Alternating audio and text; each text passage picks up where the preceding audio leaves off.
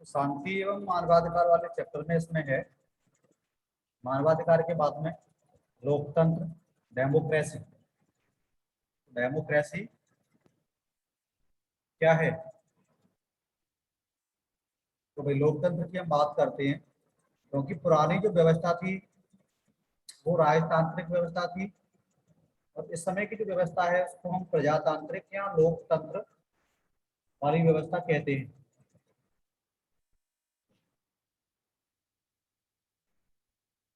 इसको लिख लीजिए, लोकतंत्र क्या है।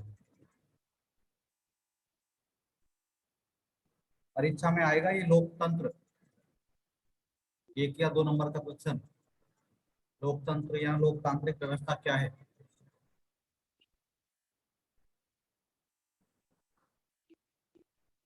लिख लीजिए लोकतंत्र।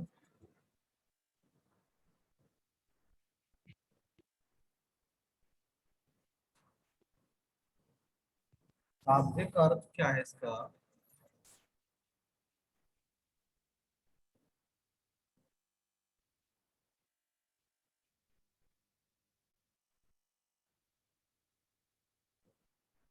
लोगों का शासन। लोकतंत्र का अर्थ क्या है? लोगों का शासन। संस्कृत में लोक, अगर इसकी हम बात करें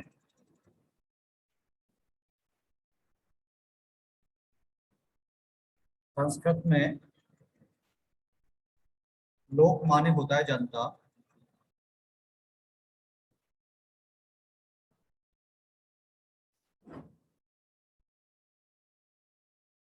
और तंत्र माने होता है तथा तंत्र माने व्यवस्था। तंत्र, व्यवस्था या शासन। तो लोकतंत्र का शाब्दिक अर्थ क्या है? लोगों का शासन। संस्कृत में लोक और तंत्र दो शब्द हैं। लोक माने होता है जनता या प्रजा और तंत्र माने क्या होता है? व्यवस्था या शासन। क्या इसको हम कह सकते हैं यहाँ प्रजातंत्र एक ऐसी शासन व्यवस्था है या प्रजातंत्र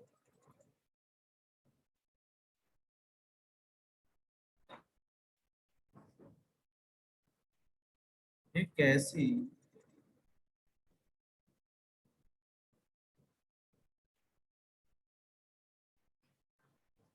शासन व्यवस्था है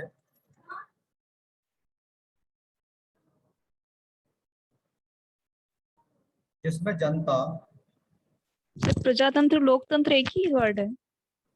जी सर प्रजातंत्र और लोकतंत्र एक ही एक शब्द है? जी डेमोक्रेसी, जिसमें लोक माने क्या होता है? लोक माने वही जनता। जनता तंत्र या कह जी सकते हो जनता का मतलब प्रजा होता है। लोकतंत्र प्रजातंत्र एक ही है। Okay sir. तो प्रजातंत्र एक ऐसी शासन व्यवस्था है जिसमें जनता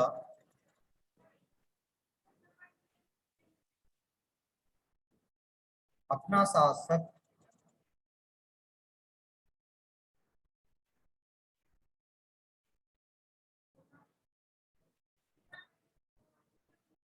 खुद चुनती है।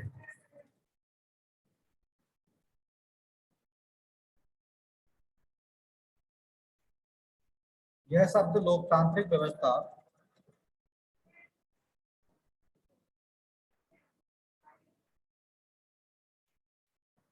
यह शब्द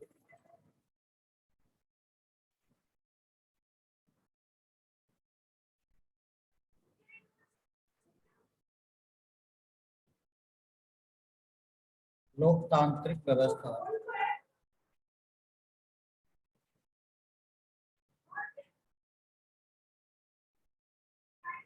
और लोकतांत्रिक राज्य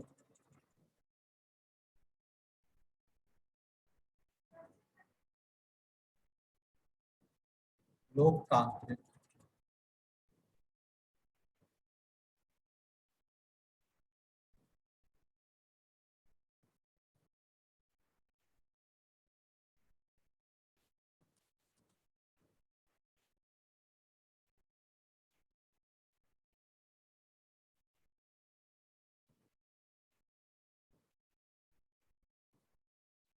राज्य दोनों के लिए प्रयुक्त होता है।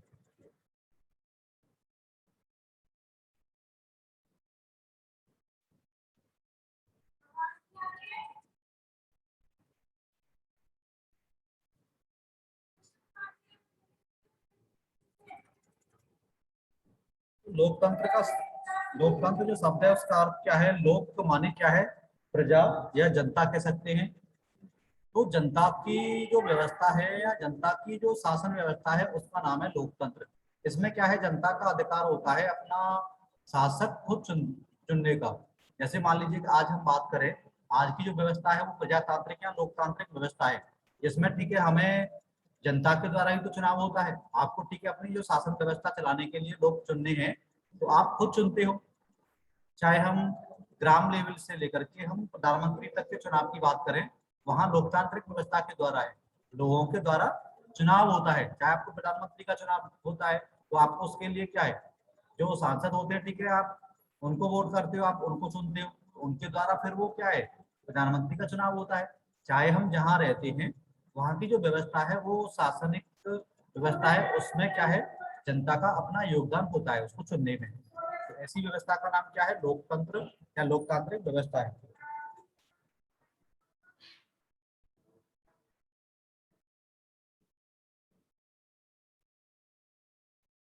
लोकतंत्र के चार स्तंभ हैं।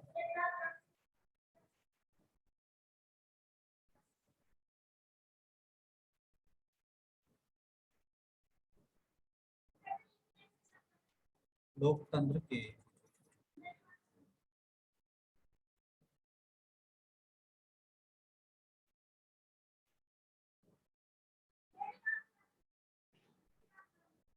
स्तंभ है।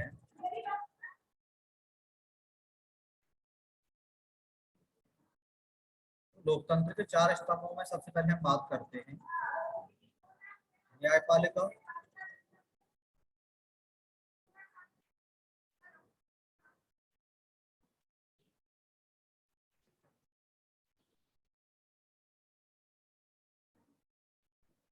दूसरी है कार्यपालिका,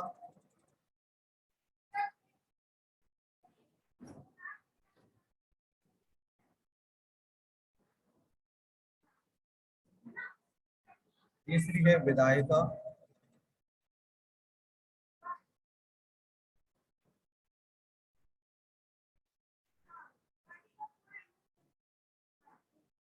लोकतंत्र का चौथा स्तंभ है मीडिया। लोकतंत्र के चार स्तंभ ये होते हैं, न्यायपालिका होती है, कार्यपालिका होती है, विधायिका और मीडिया।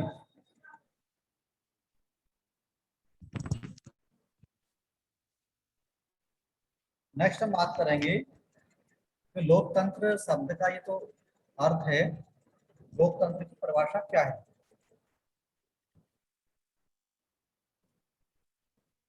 पहली परिभाषा लिखते हैं अब्राहम लिंकन के द्वारा। लोकतंत्र की लोकतंत्र शब्द है, इसकी परिभाषा क्या है?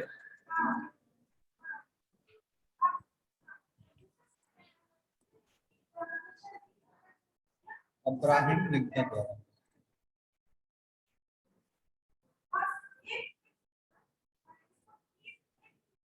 अब्राहम लिंकन की परिभाषा है, लोकतंत्र शासन का वह रूप है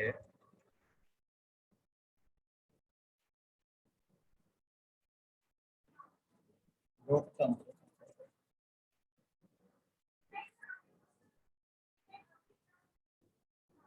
शासन का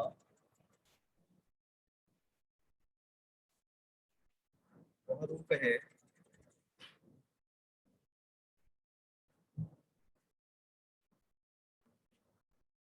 जिसमें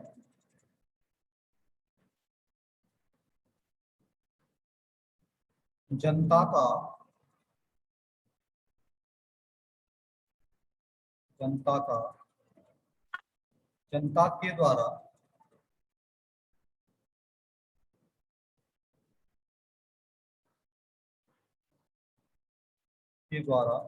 और जनता के लिए शासन हो।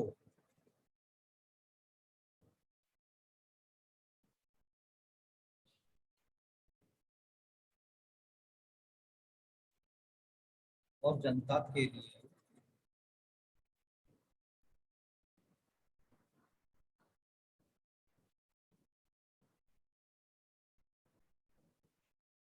शासन हो। तो अब्राहम लिंकन की जो परिभाषा है वो क्या है? लोकतंत्र शासन का वह रूप है जिसमें जनता का जनता के द्वारा और जनता के लिए शासन हो। एक और परिभाषा लिख लीजिए, डायसी के अनुसार है।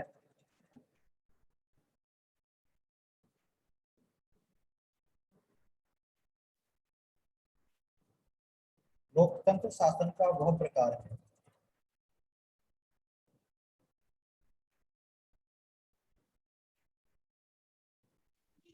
सर ये जायसी है या डायसी, क्या लिखा हुआ है? डायसी, डा है। ओके।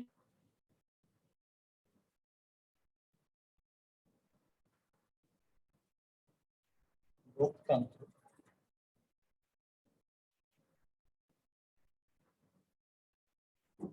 शासन का वह प्रकार है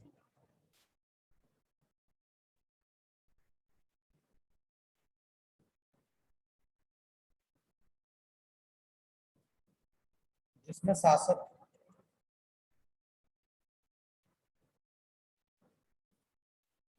शासक समुदाय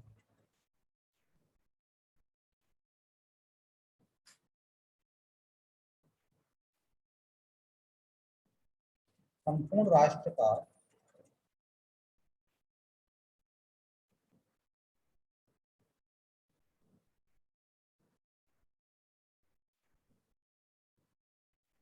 संपूर्ण राष्ट्र का अपेक्षाकृत एक बड़ा भाग हो।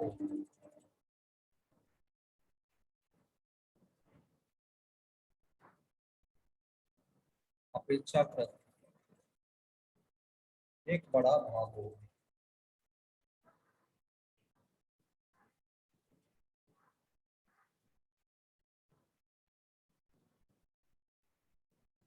तो डायसी के अनुसार क्या है?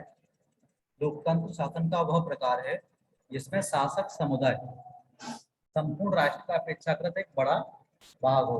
इसका अर्थ भी वही है कि जो शासकीय या शासन की व्यवस्था है उसको वो देख रहा है कि उसका बहुत बड़ा समुदाय है। समुदाय का अर्थ जो जनता जनार्दन से हो गया, प्रजातंत्र से हो गया।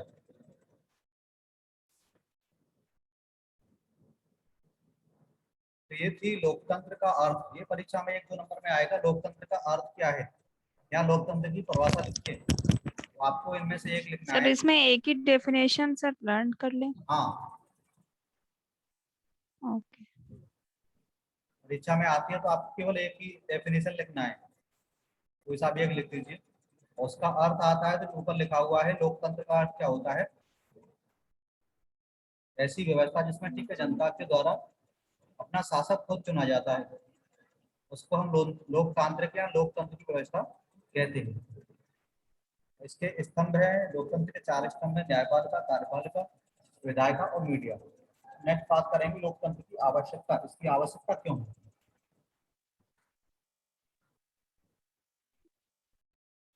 लिख लीजिए इसको। लिख लिया सर।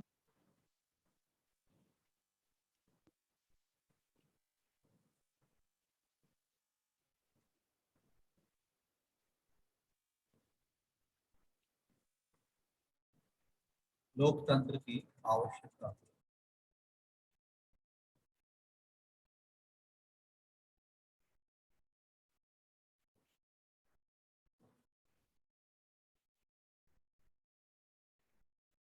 लोकतंत्र की आवश्यकता में पहली आवश्यकता है इसकी जन कल्याण की भावना। लोकतंत्र की आवश्यकता क्यों हुई? जन कल्याण की भावना के लिए लोकतंत्र की आवश्यकता हुई है, क्योंकि पहले हम बात करें जब देश प्राचीन काल में यहाँ की व्यवस्था थी वो राजतांत्रिक व्यवस्था थी, या फिर मुगल काल तक या ब्रिटिश काल तक क्या रही है, राजतांत्रिक व्यवस्था। किसी एक राजा को चुन दिया जाता था और उस राजा के ही परिवार में से या उसका बेटा होता था या उसके भाई होते थे, वही राजा बनता था। लेकिन आज नहीं है। आज चाहे कोई भी व्यक्ति ऊपर बैठा हुआ है वो आपके द्वारा चुना गया है, वो बात अलग है कि आपने किसको चुना है। लेकिन व्यवस्था क्या है जनता के हाथ में ही है उसको चुनने की। जन कल्याण की भावना के लिए लोकतंत्र की आवश्यकता थी, पहला पॉइंट है इसका।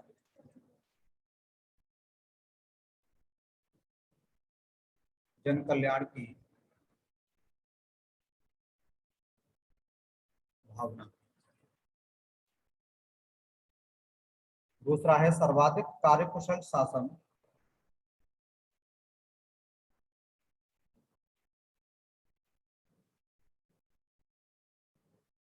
सर्वाधिक कार्यकुशल शासन।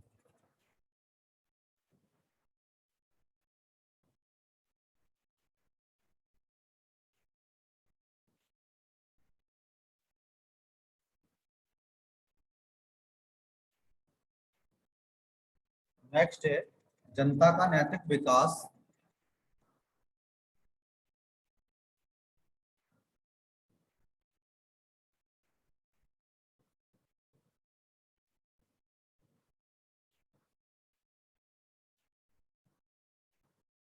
देशभक्ति का स्रोत।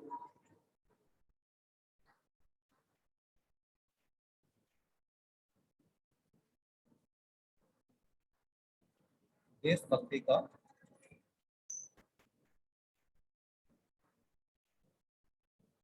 स्रोत समानता और स्वतंत्रता।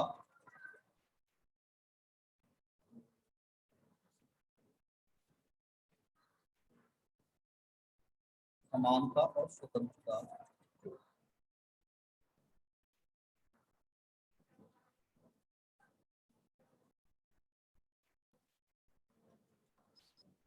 विश्व शांति का समर्थन।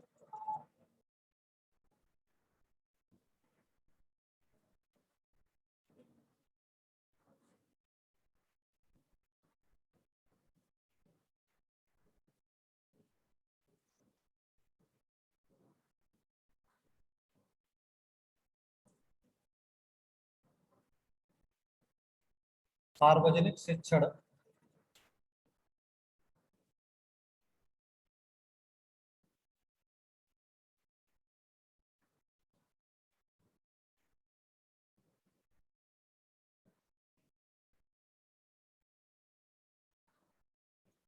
सार्वजनिक शिक्षण।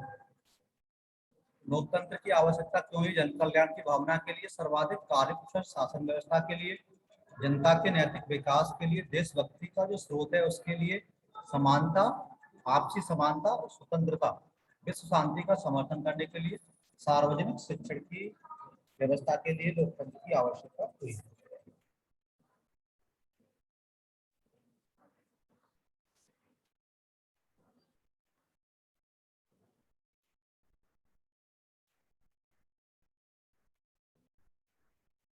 नेक्स्ट बात, अगला है भारत में धार्मिक सहिष्णुता एवं राष्ट्रीय एकता। इन शब्दों की बात करेंगे, ये परीक्षा में आते रहते हैं और इनका अर्थ भी जानना बहुत जरूरी है कि धार्मिक सहिष्णुता क्या होती है। देख देता हूं मैं इसको।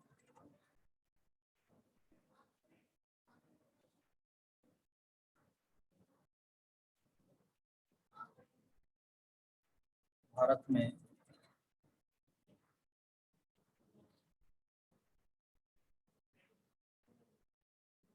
धार्मिक सहिष्णुता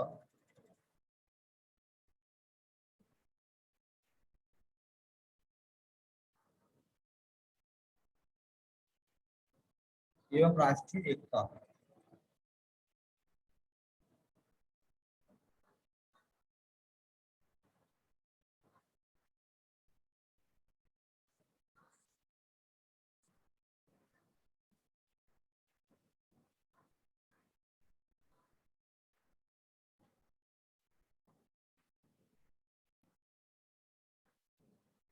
भारत में धार्मिक सहिष्णुता एवं राष्ट्रीय एकता कैसे आ सकती है?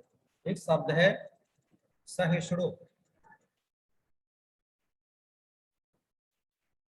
क्या होता है भाई? ये वाला शब्द है सहिष्णुता।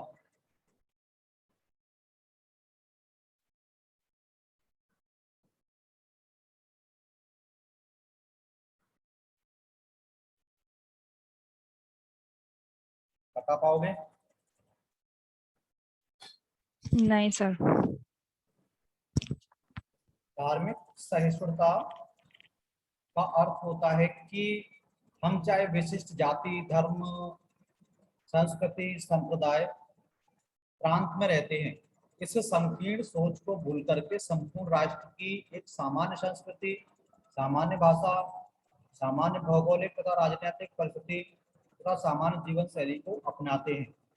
इसको हम बोलते हैं धार्मिक सहिष्णुता। धर्म के आधार पर, चाहे हम किसी भी धर्म की बात करें, लेकिन हम राष्ट्रीयता के आधार पर किसी एक विशेष भाषा की बात करें, या अपनी संस्कृति को बचाने की बात करें, या राजनीतिक या भौगोलिक स्थिति की बात करें, उसको हम बोलते हैं सहिष्णुता।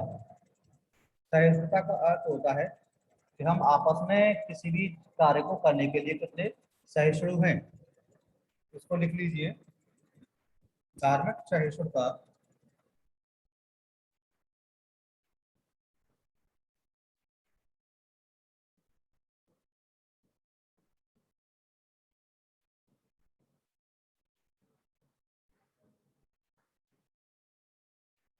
धार्मिक सहिष्णुता एवं राष्ट्रीय एकता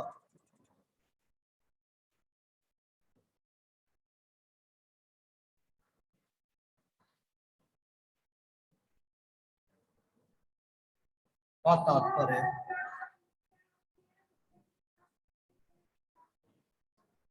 तात्पर्य एक राष्ट्र के निवासियों की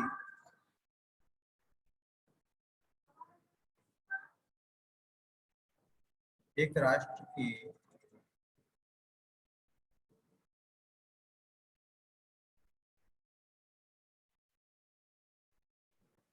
निवासियों की उस भावनात्मक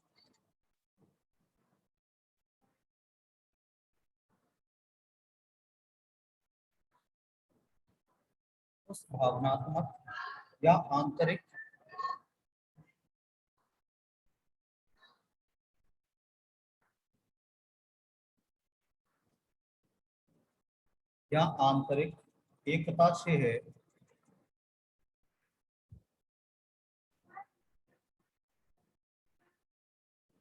एकता से है जिसमें वे अपनी एक विशिष्ट जाति,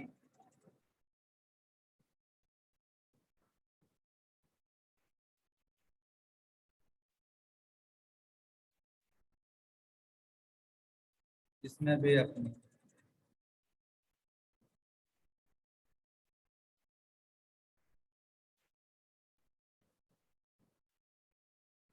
विशिष्ट जाति,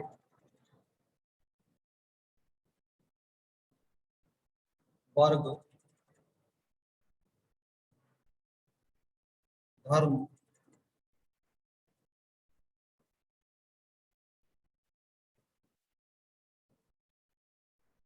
संस्कृति,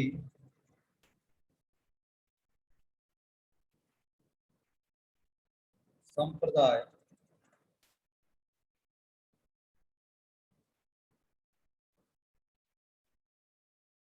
तथा प्रांत के संकीर्ण हितों को तथा प्रांत के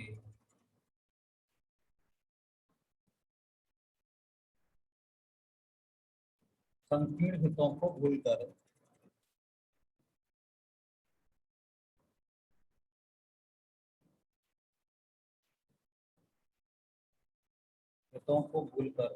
संपूर्ण राष्ट्र की एक सामान्य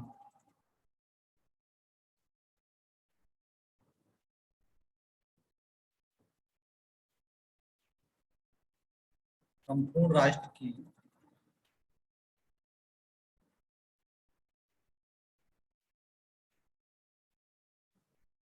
एक सामान्य संस्कृति,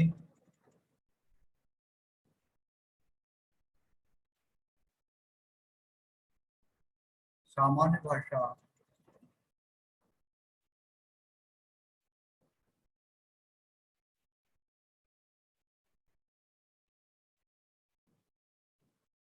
सामान्य भौगोलिक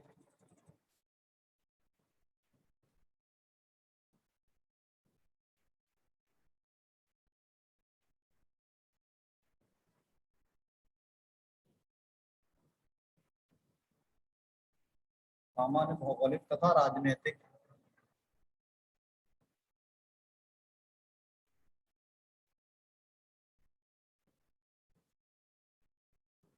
परिस्थिति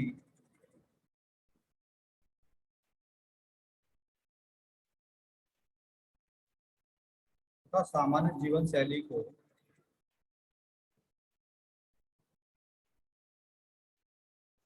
सामान्य जीवन शैली को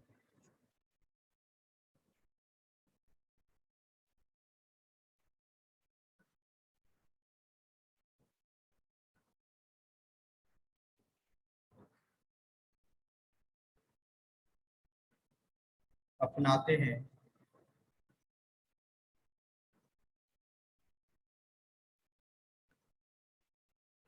और संपूर्ण राष्ट्र की प्रगति की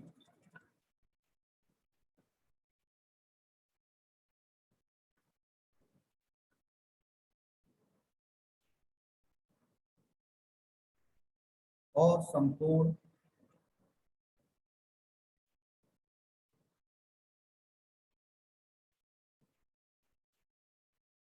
प्रगति की उत्कृष्ट आकांक्षा रखते हैं। उत्कृष्ट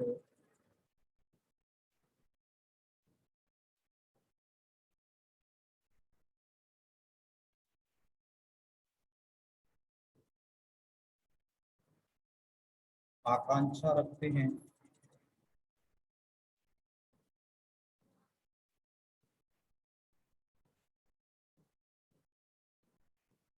राष्ट्रीय एकता और सहिष्णुता का अर्थ क्या है कि हम भारत के निवासी, चाहे हम धर्म में, जाति में, वर्ग में, संस्कृति, संप्रदाय जो या प्रांत में, जो हमारी संकीर्ण सोच है उसको भूल करके हम संपूर्ण राष्ट्र की सामान्य संस्कृति की, सामान्य भाषा की, सामान्य भौगोलिक एवं राजनीतिक परिस्थिति तथा सामान्य जीवन शैली को अपनाते हैं और राष्ट्र की प्रगति की उत्कृष्ट आकांक्षा रखते हैं, जिसको हमने नाम दिया है धार्मिक सहिष्णुता।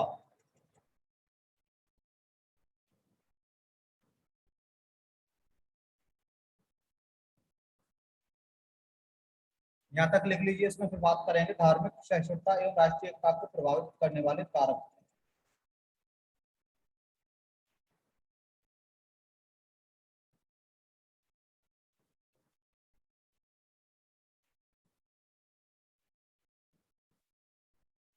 हो गया सर। धार्मिक सहिष्णुता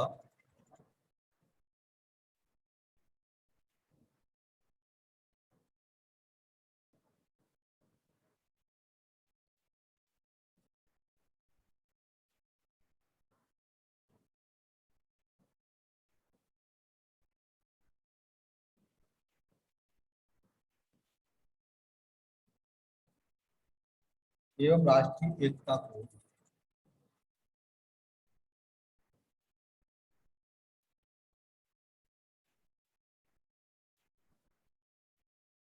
प्रभावित करने वाले कारक।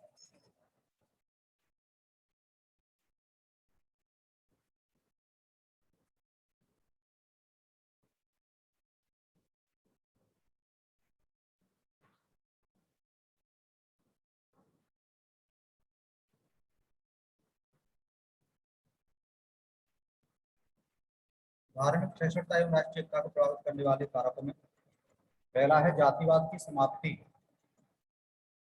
धार्मिक सहिष्णुता या राष्ट्रीय एकता की हम बात करें, ये कैसे संभव है? तो हमारी जो संकीर्ण सोच है वो खत्म होनी चाहिए।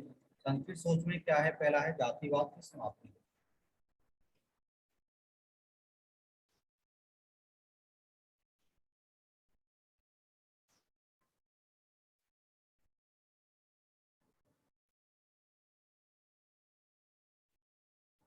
दूसरा है सांप्रदायिकता की समाप्ति।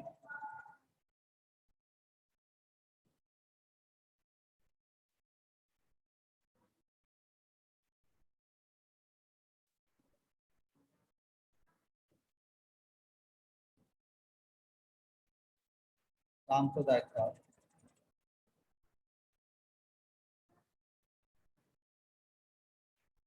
की समाप्ति।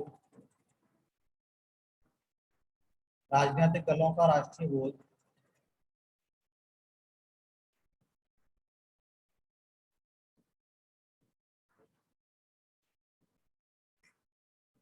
राजनीतिक दलों का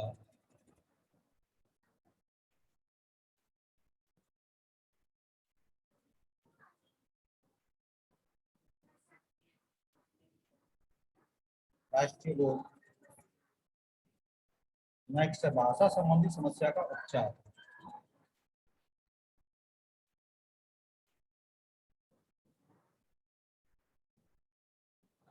भाषा संबंधी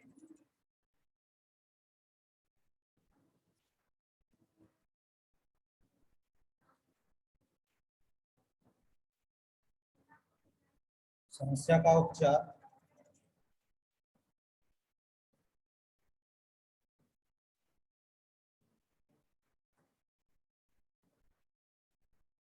धार्मिक सहिष्णुता एवं राष्ट्रीयता को प्रभावित करने वाले कारकों में हमें जातिवाद को समाप्त करना है, सांप्रदायिकता की जो संकुचित सोच है उसको समाप्त करना है, तो राजनीतिक दल है उनका राष्ट्रीय बोध, होना चाहिए। भाषा संबंधी समस्या का उपचार, जैसे हमारी भाषा के ऊपर हम क्या है, कोई कुछ बोलता है कोई कुछ बोलता है, लेकिन हम बात करें तो क्या है, हमारी जो राष्ट्रीय भाषा है वो हिंदी है, हमें उसके ही यथार्थ बात करनी है।